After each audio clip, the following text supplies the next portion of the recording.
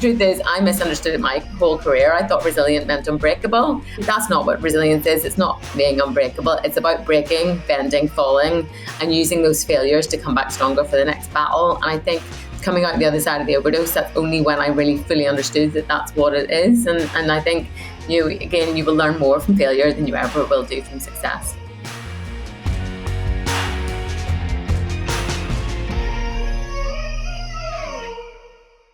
Determination goes beyond sheer willpower to embody resilience and transformation. Today, we have the honor of exploring the remarkable journey of Liz McConaghy, a trailblazer in the Royal Air Force with a distinguished 17-year tenure as the longest-serving female crew member on the Chinook fleet.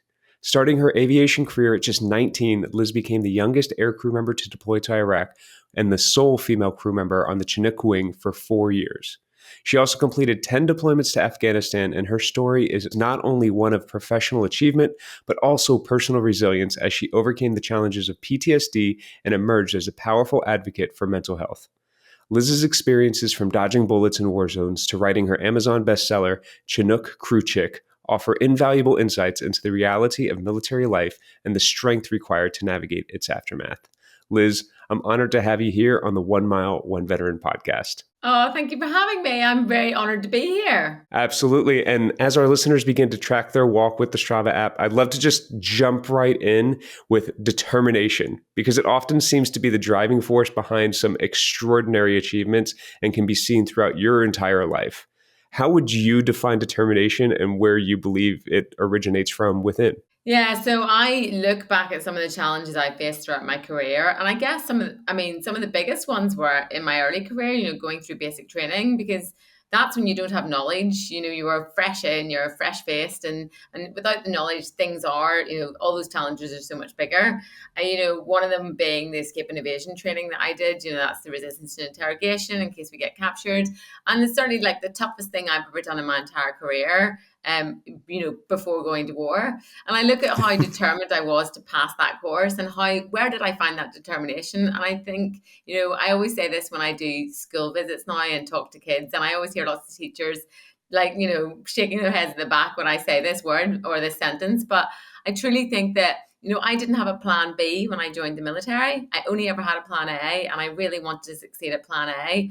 And because I didn't have a plan B, I had to make plan A work.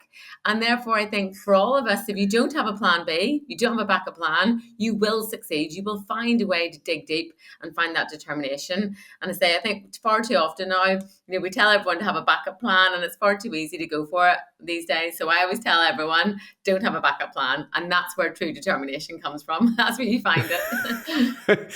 Don't have that backup plan. Get rid of the secondary parachute. The first one's got to work. Yeah, we'll find a way. What inspired you to join the military in the first place and have that as your only plan? Yeah, so I don't come from a military background at all, but my older brother, he was 2 years older than me, we kind of grew up in Northern Ireland, and we used to play army off in the countryside. We'd disappear off for hours on end with our rucksacks and our walkie-talkies. And he followed his dream into the army when he was 18. And I actually went with him for a bit of moral support when he was doing his exam to enter. And I saw a magazine on the table, and on the front of the magazine, it had a chap hanging out the side of a helicopter on what I thought was a piece of rope at the time, actually. And I said to the guy who was in the careers office in the uniform, I went, what's this job, the guy in the rope? And he said, well, for starters, it's not a rope, it's a wire. And the job is helicopter crewman. And I was just sold. I saw that picture. It just looked so cool. And I thought, I want to try that. I want to go for it, And I'm so proud of my 17-year-old self for doing that, because I think all too often we talk ourselves out of things, don't we? I wasn't a cadet. I didn't have any military background. I wasn't a man, and the job title was crewman. And I didn't live in England, where the RAF did all their basic training. But I thought, what's the worst can happen? Just go for it. So that was kind of my entrance into the military. Just, take a big leap of faith and see if you can fly. That's pretty huge to just be inspired by this magazine and well done to follow through with it, because a lot of the times when ideas come to us like a flash in a pan, they can sizzle out just as quick, but you took that opportunity to have as long of a career as possible. And what were one or two moments from that military career that stand out, that helped really shape who you are, because you were a young woman going into this male-dominated arena?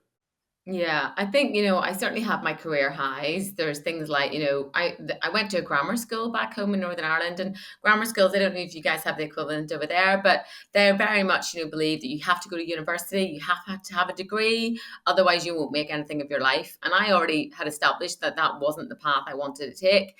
So off I went, whenever I left school to join the RAF, and all the teachers at the time said, "Oh, you're never going to make anything of your life if you don't go in to get a degree." And many years later, I was able to take a Chinook into my old school, and all the teachers wanted to come and have a look around, and all the kids. And I think that was a moment where not only was it a really proud day for me to show them what I had achieved, but also to kind of change the narrative, I think, for them as a school to kind of realize that you don't have to have a degree to have some incredible jobs out there.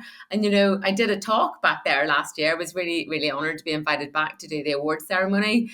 And, I said to the kids there on that day, there are like 30 subjects maximum you study at school, but there, oh my God, there are so much more than 30 like jobs around the world. So they just give you the tools to be able to go off into the world and find those jobs. And you just have to get busy daydreaming. And I guess, I was really lucky that I then did go off to a job where I got paid to look out the window essentially for a lot of my career, it was great. But yeah, that was a real career highlight, was going back to school and doing that. And I think it's fair to say, the monumental task in Afghanistan that we did, probably the biggest honor of my career was the MERT, which was the Medical Emergency Response Team.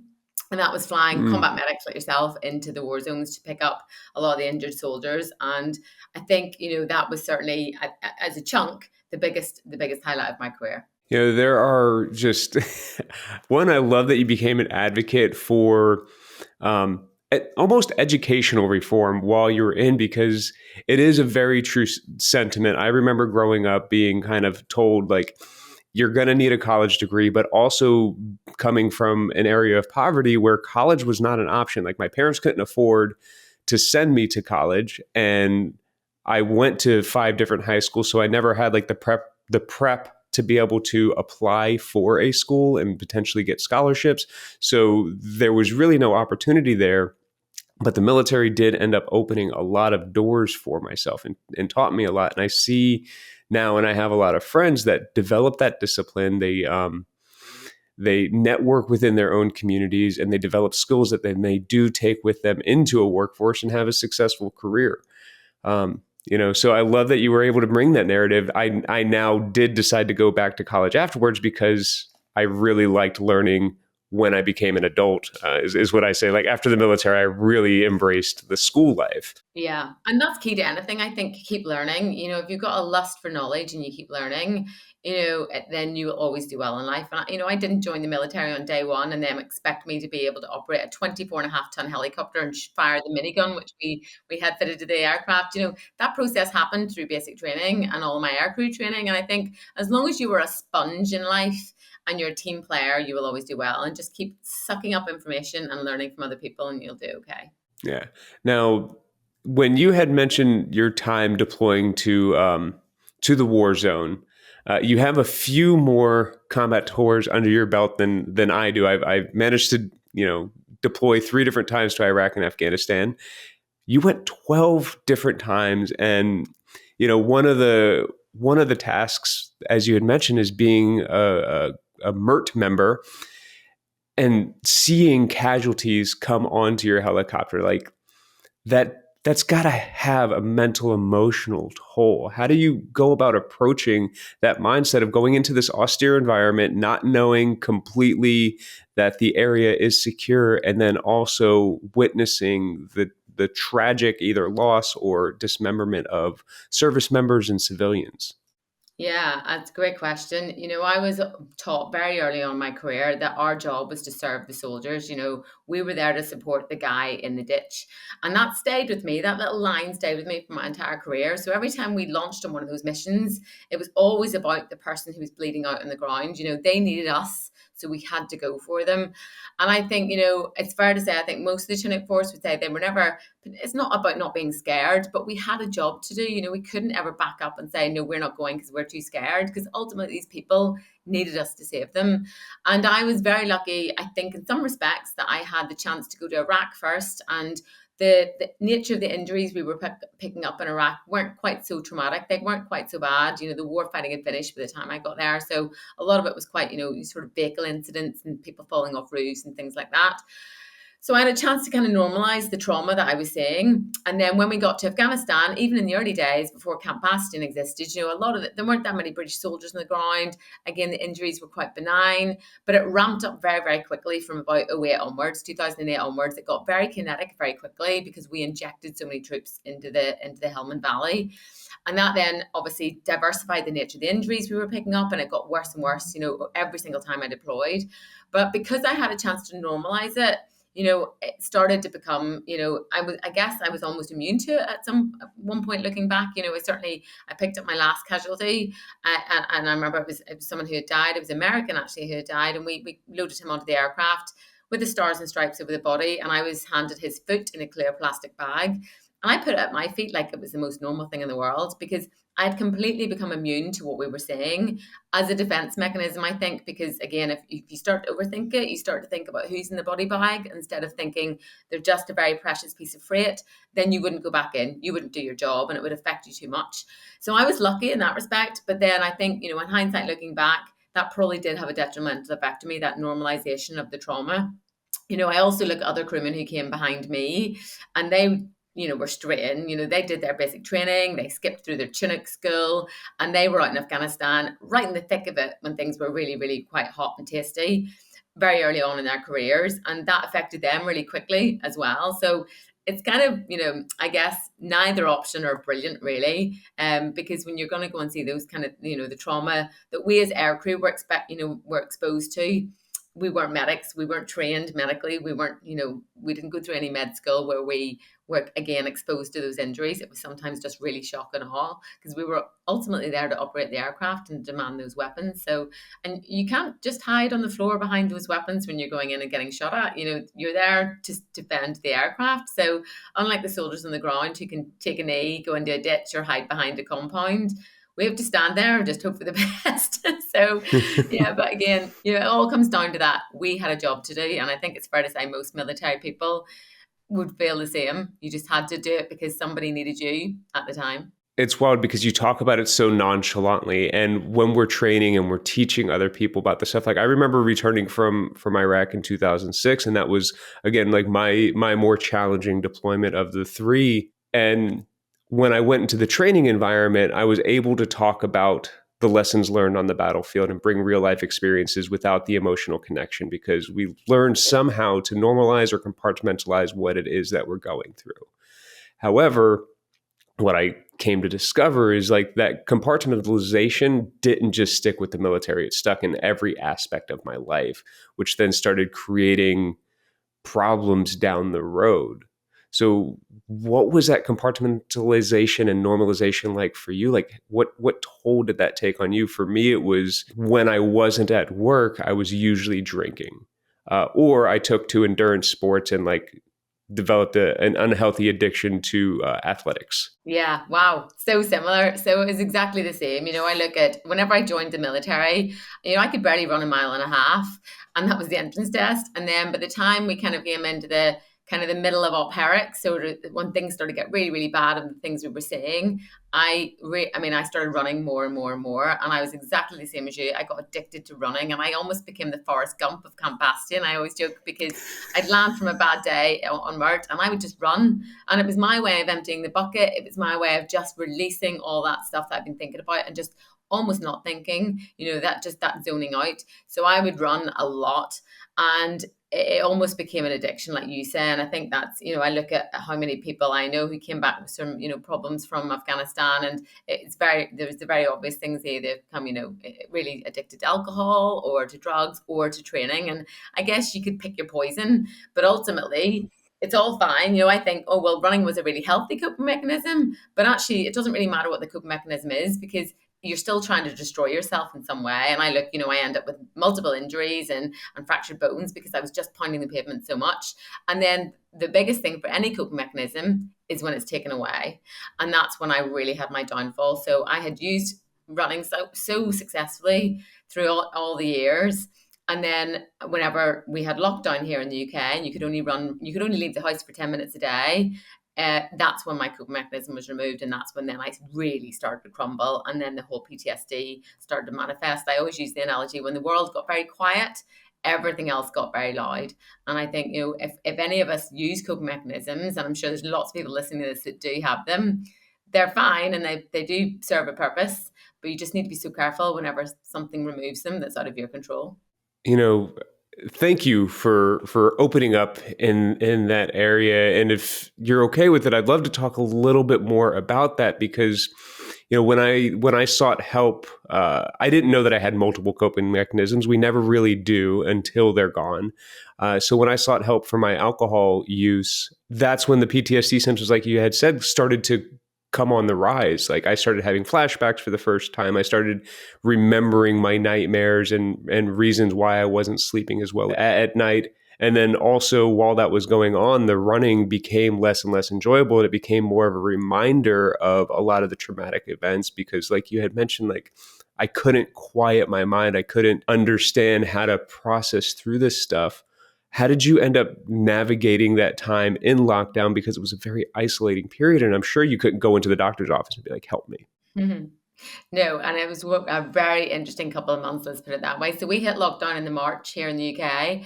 And initially I thought it was okay. I was really struggling to find that purpose again. And I think you spoke briefly earlier, whenever you put, us that join the military, we want to serve, we want to make a difference. I think that's why most of us put the uniform on. We don't do it for the money or the lifestyle. I think it's fair to say it's because we want to make a difference to other people. And when you take the uniform off, and whenever I left in the military in 2019, I took the uniform off, but that seed to still make a difference was still there. So whenever lockdown hit, I really wanted to try and help people. So I kind of was involved in quite a lot of volunteering to begin with. And then that all kind of ebbed away. The running had gone. And again, even socializing, I was a bit of I wouldn't say a party animal, but I used to keep myself really busy so that I didn't have to sit and think about those quiet times. And as lockdown went on, I developed insomnia, which probably comes from a lack of routine, the lack of running, which I'd been addicted to. And the insomnia really starts to unhinge people very quickly. Sleep underpins everything we do.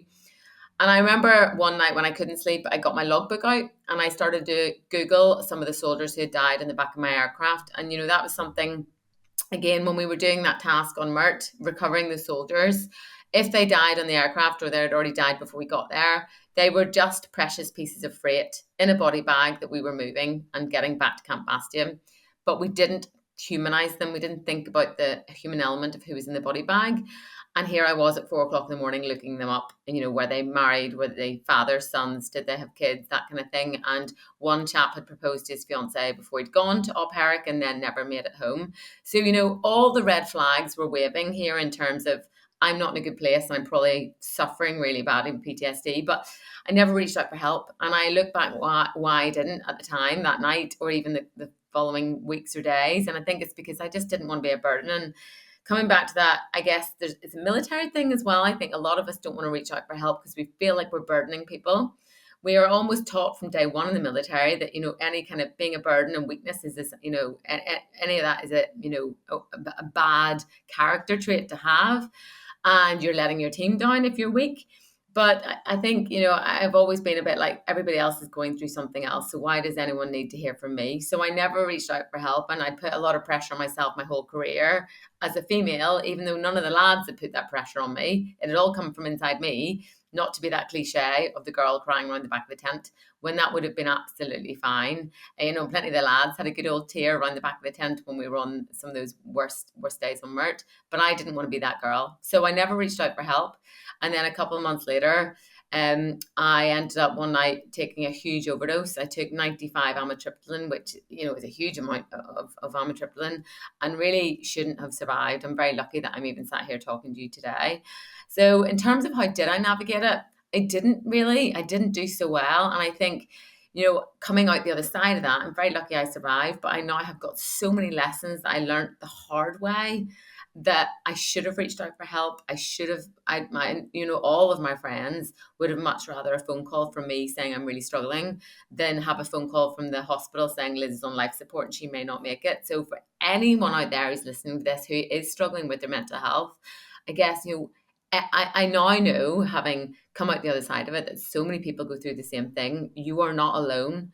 There are other people struggling as well. And the more you open up about your failures, as I do now, quite honestly, it opens that door for other people to walk through and share their stories and their, what's going on with their mental health. And I think it's fair to say we all learn more from failure than we ever do from success. And that word resilient is the most overused word and misunderstood word by so many people. And we use it here in the UK a lot. Everyone wants someone to come and talk to them about resilient and how to become more resilient. And the truth is, I misunderstood it my whole career. I thought resilient meant unbreakable. And every time my boss would tell me I was so resilient, I'd take on more challenges. I'd go away again for another deployment. And that's not what resilience is. It's not being unbreakable. It's about breaking, bending, falling, and using those failures to come back stronger for the next battle. And I think coming out the other side of the overdose, that's only when I really fully understood that that's what it is. And I think, again, you will learn more from failure than you ever will do from success. Oh, Liz, I first want to express my deepest sympathy that you had to go through an overdose to get to that point. I know for me, I was very fortunate during my suicidal ideations. I had learned as a teen that it was very important to talk about our mental health. I had a role model in my life that spoke about theirs regularly and made me feel comfortable. So each time I did have a mental health crisis, um, I felt comfortable enough at least talking to one other person. And in 2020, like yourself, for me, it was prior to the pandemic. I was just going through a round of therapy, and I guess something came up that set me down a spiral that led to me planning again.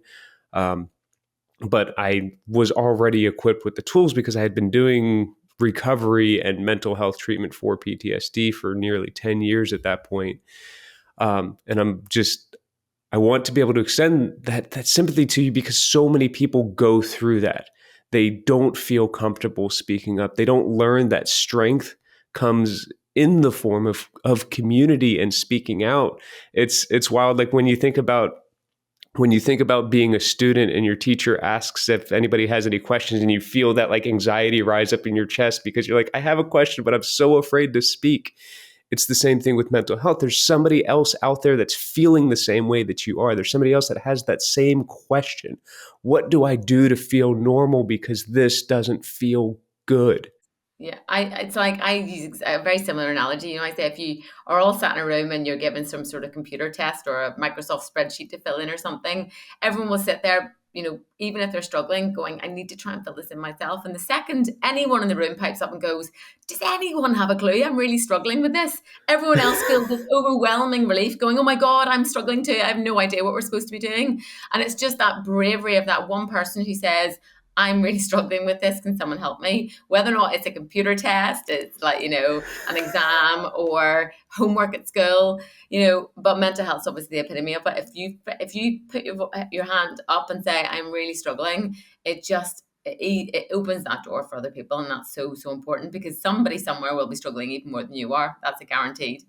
Exactly. And what's wild is that when my wife and I started 1 Mile, One Veteran, we were very focused on our own country because we can continuously talk about the struggles that veterans go through, and then it opened the door to first responders in America. And then as my wife researched more and more, we found more countries deal with the same mental health struggles that America does.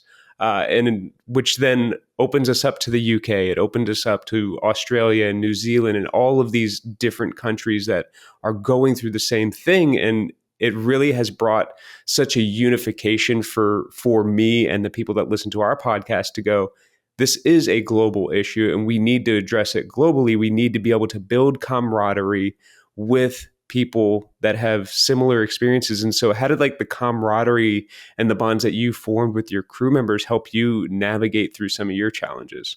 Yeah, so I think, that's where they kind of held me together. They are the people that kind of, I guess, the scaffolding that kept me together whenever I was doing the job, because I still think there's so much value in decompressing at the end of a bad day with people who have been through the same experience. And I think, I look back again to those days on Mert or days when we were getting shot at. I had a near miss in the helicopter one time, and we hit a set of wires, and we nearly crashed. And I think of all those scenarios, when you go through your ultimately your worst time, chatting to people who've been there is really important, because they feel the same emotions. They've seen it. They might have seen something you didn't see that might put a very different perspective on how you're feeling about stuff. They might be actually feeling worse, and then you step up to a kind of a helping role with them, which can be quite good for people's recovery. But you all have to have been there. And I think it's very different to kind of going, you've had a bad week at the office, going home to your partner and going, oh, I've had a really rough day. Wait till you hear this. It's not the same. Is that doesn't have that has a great effect of like sort of getting those problems out there, but it doesn't help as much as in the terms of decompressing them. And I think having those people around you who have similar experiences is really key. And I think that's where a lot of veterans really do stick together, even when they leave service. And I think anyone who then becomes isolated, maybe through their own choice, maybe because their PTSD is manifesting, or because they move away for work, that's when things start to snowball really quickly. And I found that even when I left the military for a full year, I was absolutely fine, because again, I had that network around me. I was seeing lots of friends from the military and just those like-minded people, because we all speak the same language. And that was another thing, that when lockdown hit, it was really hard to go and speak to them. So I think those are those bonds that you build in the military. The people to the left and the right of you are the people you would do anything for, because some of them you join up with, you go through your worst days with, your best days with, and you live together, eat together, go to the gym together. So they're the strongest bonds. And I think I look back now at what I missed in the military, and it's fair to say the people and the bonds are the best, the best thing I ever took away from the military as a legacy. I love that those bonds were so strong with you and your team, and I know that they usually are, especially with small teams that go through some very difficult stuff together. And while you were in, you had shared like you were kind of the only woman a lot of the times. How did that impact your time exactly in the military? Like, what were some of the challenges that you had to navigate, or stereotypes that because you said like you imposed some things upon yourself, but what made you get to that point where like you were feeling that way? Yeah. Well, I was from day one, when I took my bag off the bus and loaded it into the block in basic training, I was always made to feel like one of the gang, one of the team. And I think, in the military, you fail together, you succeed together. And I was never singled out to be the weaker sex or a burden in any way for being a woman. I was always embraced as one of the team. And I think that's because I was very authentic. There's no two ways about it. Some of the guys were stronger than us as women. And the Chinook is a very manual aircraft. It's a big beast of an aircraft. The kit that we carried on the back is big and it's heavy. And I was never one of those people that was afraid to go. Funny enough, when take the mental health aspect out of it, when it comes to the physical side of things, I was never the girl who couldn't ask for help. I always said, "Oh, I need a hand with this," and I learned very quickly that that's actually how you build a really strong team in terms of diversity. Because yes, I wasn't as strong as some of the guys in the back, and they were able to like move some of the underslung load stops around much quicker than me, and some of the kit. But whenever we put vehicles inside the aircraft, and you had to go down the side of the vehicles or underneath them to strap them to the floor, that's where I came in, because some of the guys were so big and so muscly, they couldn't do that. And I always say that the strength in any team is diversity, different sizes, shapes, upbringings, men, women. The more diverse you can build your team, the better and the stronger it will be. So I was always very authentic in that respect. I didn't change who I was to fit in. I didn't start drinking beer and playing rugby and doing all the things that just weren't me. I was just me. And I think when you're building trust in any team, you can see through a fraud a mile away. And I think if you're wearing a mask and you're not yourself in any team, then people will pick up on that, and people will not trust you. And that then snowballs, and that creeps into other stuff. So I was always very much myself. And again, there was a couple of women came behind me, and I think, I didn't realize at the time maybe how much of a role model I was becoming for them. I was just always just tried to be the best person at my job. And I do think that for any of us females in a man's world, or anyone in minority, if you do put a lot of pressure on yourself to kind of do the best you can, be the best you can be, so people don't single you out as being weaker.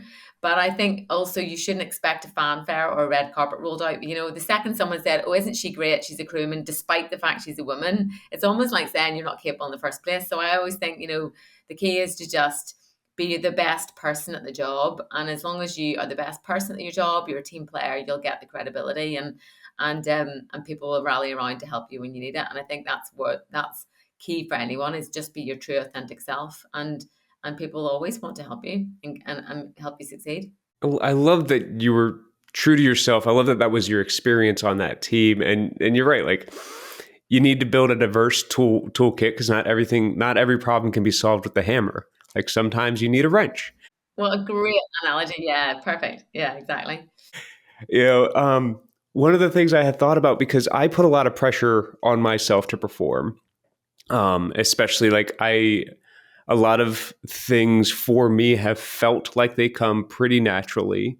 And so whenever I walk into a situation, I'm usually not necessarily worried about what other people are thinking about me, but like I'm worried about what I'm thinking about myself. I'm like, am I performing well enough? Am I doing well enough? I'm putting a lot of undue pressure upon myself. And I was just kind of wondering about your thoughts in this realm. Do you feel like that pressure is truly internal, or do you feel like people are judging the individuals that are coming to their team? Yeah, I think we all have a tendency to, I think I'm probably guilty of it as well. I remember when some females came behind me going, "Oh, let's see what you're made of then," type thing. And I think we all have an initial filter, don't we? I'm sure there's some statistics about how quickly people make their mind up about someone. It's like, I think it used to be within the first 30 seconds, and now it's within 2 seconds. So we all have a first filter, that's fair to say. But yeah, I do think we put a lot of pressure on ourselves. I do a lot of talks these days about imposter syndrome. And funny enough, I really suffer from imposter syndrome. And I was trying to explain to someone the day I'd never really heard the term. And imposter syndrome, it's not, I do talks now, motivational speaking, and I go and speak to huge audiences now about my story. And I will be sitting at the side, the stage waiting to go on. And I don't feel nerves, but I feel this imposter syndrome. And imposter syndrome is that feeling of, why would anyone want to hear my story? Why am I even here? Why have they booked me? I'm a fraud almost, and you're scared people are going to find you out. And I look back to my 17-year-old self looking in that magazine, and I had absolutely zero imposter syndrome. I was like, I'm going to try this. I'm going to give it a go. So where did it creep in? Where did that imposter syndrome start? And I think it's when you start to climb up the food chain in any job and you have more to lose. And also you're higher up in rank or status, people start to look upwards towards you and look to you for answers and examples. And again, you in theory have more knowledge, and with more knowledge comes responsibility to actually step up. So I think that's maybe where this imposter syndrome just grew and grew. And the only way, I went to a talk recently about it, and someone said the only way to undo imposter syndrome is to use facts to back it up. Sit there and go, well, what happened at your last talk, Liz? Yeah, I got a standing ovation. Right, okay. And if they booked you back a second time, yeah, okay. So you're here the second time. So the facts are backing up that you're actually quite good at this. And the same with any military, role. You've been promoted. You're now a flight sergeant for us in the UK or whatever. You're promoted to the next rank, and you think, well, that's a factual thing that's backing up your ability. But yeah, we forget that. So for anyone who is suffering with that pressure and that fear of failure, look at the facts, because the facts are the way that you can undo that feeling. That negative thought pattern is, back it all up with facts. This is this is my therapy session right now. I need to continue to back it up with facts. Accept the praise that people are giving. Don't sit there and think like, oh, they're saying this to my face and talking behind my back.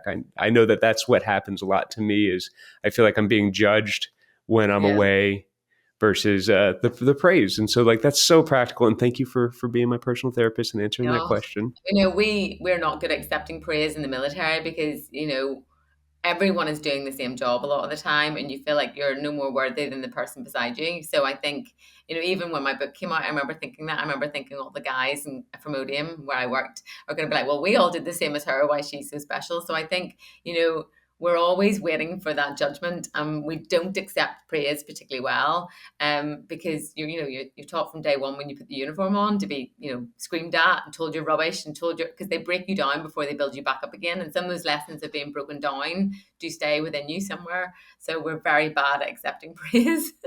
That's so good. And that becomes part of our unhealthy coping mechanisms, is trying to work against the negativity that we've felt. And I know that you've now developed some really healthy tools, because you were able to choose, like once the running was taken away, during that time. So what coping mechanisms or strategies did you find helpful in dealing with a lot of the emotional aftermath of just your military experiences? Yeah, well, the first one was definitely talking. I now know, even when I hit another mental health pothole or dip, which has happened since 2020, it's not been an upward trend. Certainly, I've still had plenty of weeks and days where I've gone into these darker places, but I recognize it now so much better. And one of the things that helps me recognize it is I give my mental health a number. So out of, 0 is right on the baseline, 10 is I'm great today. And I think it's much easier for most people to say I'm a 3 out of 10 today than to say I'm struggling, because those words I'm struggling are the hardest words to get out of your mouth whenever you are struggling. So giving it a number out of 10 really helps me. And I guess it's twofold, really, because it means I can monitor my own mental health so much better. I can see patterns building up and go, right, I've been at 2 or 3 now for a few days. I probably need to get some help or put in more coping mechanisms. But it also means my friends can monitor me so much better. If I'm 9 out of 10, they don't need to worry about Liz this week. She's good. But if I'm hitting low numbers, then they'll keep a closer eye on me. But again, it all comes back to that authenticity. There's absolutely no point in lying. You've got to be authentic with yourself. And I think it's something I encourage people to do with their families around the dinner table at nighttime, with your kids, because it's such a simple system that even kids can kind of understand that. What's your number out of 10 today? And, even in a workplace, put it at the bottom of your emails, make it a company policy. Do you ask everyone in the morning what's everyone's numbers today? And you don't have to explain why, but it just means that if even if the CEO stands up and says, guys, I'm a 2 today, everyone's just going to pull around them a little bit more and support them. So that's kind of the first thing. And I think, I really do think movement for mental health is key. It was the one thing when it was taken away from me, it really, really, life started to fall apart very quickly. And, I can't run marathons like I used to anymore. Certainly, A, I'm a bit older, but B, I'm just out of shape really from the training that I used to do when I ran so much. But I've got a healthier attitude towards it now. I still try and train as much as I can, but I understand that for a lot of people, when you're struggling, that is the hardest thing to do. Just getting out the door sometimes is the hardest thing to do.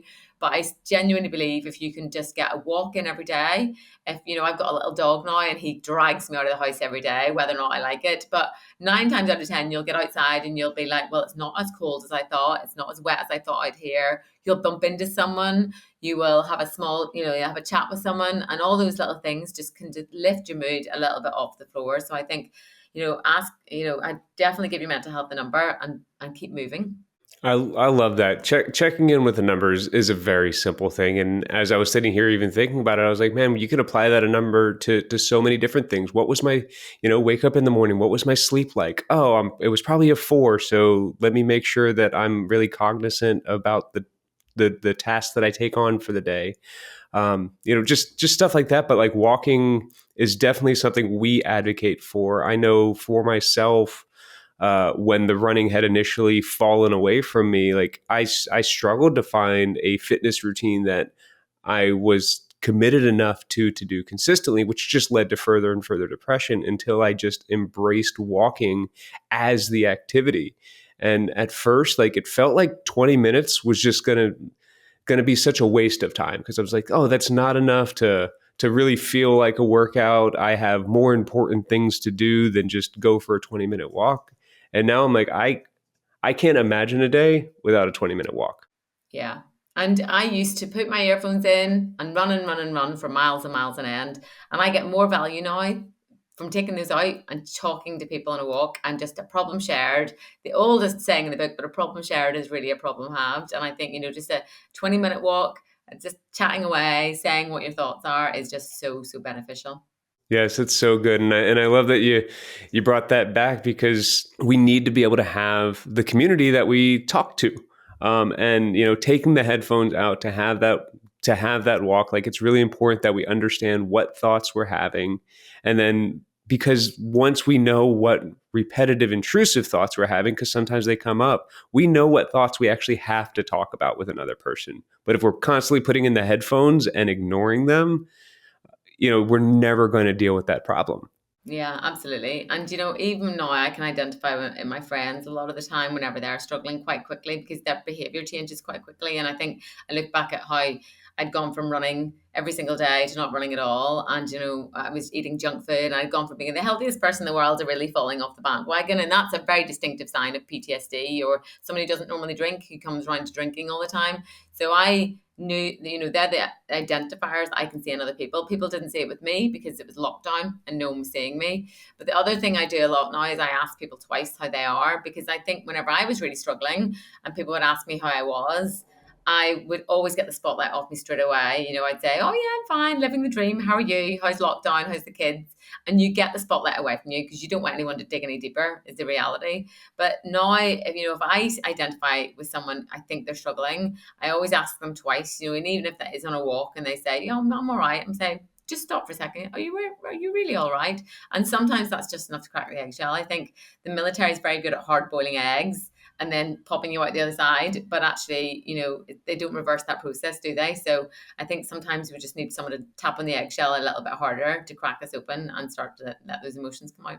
Yeah, it's such a team sport taking care of our mental health. It's we need people to be interested and be on the same team as us. Unfortunately, not everybody is. And, some of that comes from the public perception of like what veterans are and what our needs are.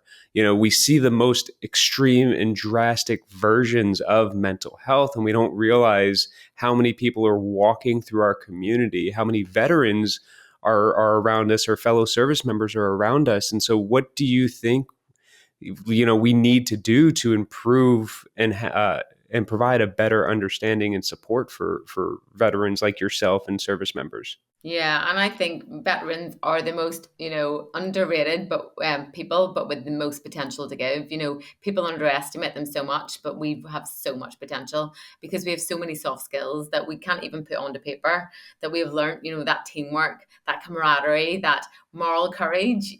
All those things, integrity. You don't really put them in a CV, but they're all things that come inherent and naturally with us and within the fiber of us, because that's the lessons that we learn as we go through our military career. And I remember my very first CV, for example, when I left the military to apply for a job, and it looked like Liz, age 5.5, had written it, because we never big ourselves up, do we? We never really translate our skill sets into that sort of civilian speak, I guess. And I just didn't really, I guess, value the things that actually are important and that will underpin any job. So I think for anyone, certainly in a career path, veterans will bring more to the table than any other person you could ever employ. But even in terms of those, I guess there's that term broken crayons. And I think a lot of veterans, kind of almost want to wear that as a label. And one of the messages I put out there is that PTSD was a chapter of my life. It was a chapter of my book. But with the right tools and support and love around you, you can recover from it. You can go on to lead a really healthy life and a really successful life, as I've done since the book came out. And I think, but I've got the lessons that came with the PTSD. And I think, everything in life is either, a pleasure or an experience. And the things that you don't enjoy, you will always learn from. So any of those veterans walking around, who have been through a mental health struggle, have got PTSD, oh my God, they are stronger than anybody else walking around because they've got those lessons. They are probably more inwardly aware. They're probably more outwardly aware of other people as well, and they bring so much more to the party. So they're not broken crayons. They are not, these people who need extra cotton wool wrapped around them. They are people who just need encouraged to shine. I love that. That type of encouragement. And you share a lot about your story in Chinook Crew Chick, as well as your public speaking, like you have here. What are some of the key messages that you hope to convey to the audience that finds your books and hears you speak? Well, I think I've already covered a few of them, which is that PTSD will just be a chapter of your life. It doesn't have to be your label going forward, and it can actually, the old, I guess we call them glow sticks here in the UK, the old siloms. You have to break to really shine, and I think that's absolutely something that's come out of me writing the book. But you will find more purpose by helping others, and I think the more you give in life, the more you get. And it wasn't really until my book hit the streets and people were starting to read my story and read my message, and then that put me on this pathway of motivational speaking, that I think I've really got that purpose back. So for any veterans, listening to this, find, that purpose, that need to serve is probably still in you somewhere. So find the thing that brings it back, find the thing that lights the fire back inside you. And even if that is helping at a charity, mentorship, whatever it may be, passing on those lessons that you've learned in life will be the one thing that'll probably keep you alive. It'll breathe the life back into you. Yes, I love that. And, Liz, you and I have been in the depths of depression and been through the darkest moments that we could experience. And, there's so many people out there experiencing that dark, dark moment. And what we're talking about right here, the positivity, the goodness, can seem like such a far-fetched thing that doesn't apply to them when they're in that space. What would you like to say to that person right now? Yeah, and that's such a great question. Kind of come to towards the end is that it does get better. The light switch is there, even if you feel like you're walking around in the darkest of rooms, because that's how I felt in 2020. Like I was just walking around in this dark room, constantly bumping into things and not knowing where I was going, not seeing the exit, not knowing a way out. But the light switch is there somewhere on the wall, and eventually you will find it. And it might be a dimmer switch that you have to turn up really slowly, but the light will come back into your life. But never give up. Don't stop searching for it, because it will come back. And there are other people out there who are there to hand you the torches, to hand you the matches, to whatever it is to bring that light back into your life or help you find the light switch yourself. But use those people. We are connected in this world. And I think that's one thing that I think lockdown really taught me, is that we need people as a species. We need people. There's a great term called Ubuntu, which is about how we're all connected together, and one person's happiness does not solely rely on them. It's other people that bring them happiness.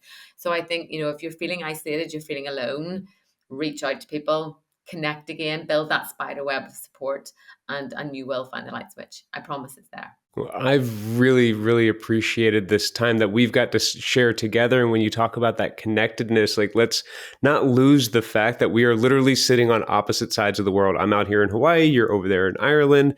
The sun's coming up here, sun's setting over there. Well, maybe sun's setting in a few hours for you because it's the summertime, but At least we got sun. exactly. But when we talk about this connectedness, it truly does exist. And for our listeners that are interested in more about your story, where can people find and connect with you? Oh, I love connecting with people because, again, I know my story inside out now. I talk about it nearly every day, but I don't know other people's stories, and I always learn so much from other people. So please connect. I'm on LinkedIn, but I'm mainly on Twitter as Chinook Crew Chick, and I'm on Instagram as Chinook Crew Chick as well. I've got a Facebook page with the same name, and I'm also on TikTok, despite my better judgment. My marketing manager put me on TikTok last year. There are no dancing videos, but there's some podcast kind of little snippets and things on there, and some little lessons and things and things I've been chatting about. So yes, please, if you want to connect, it'd be lovely to hear from some people and chat away and ask some questions. Well, we truly appreciate your time joining us today, Liz. Thank you again for coming on the 1 Mile, 1 Veteran podcast. And for our listeners, remember, you can also catch the 1 Mile, 1 Veteran podcast on Reese Across America Radio, ready for you on platforms like iHeartRadio, Odyssey, and the TuneIn app. Thanks, Danny. It's been a pleasure to be here.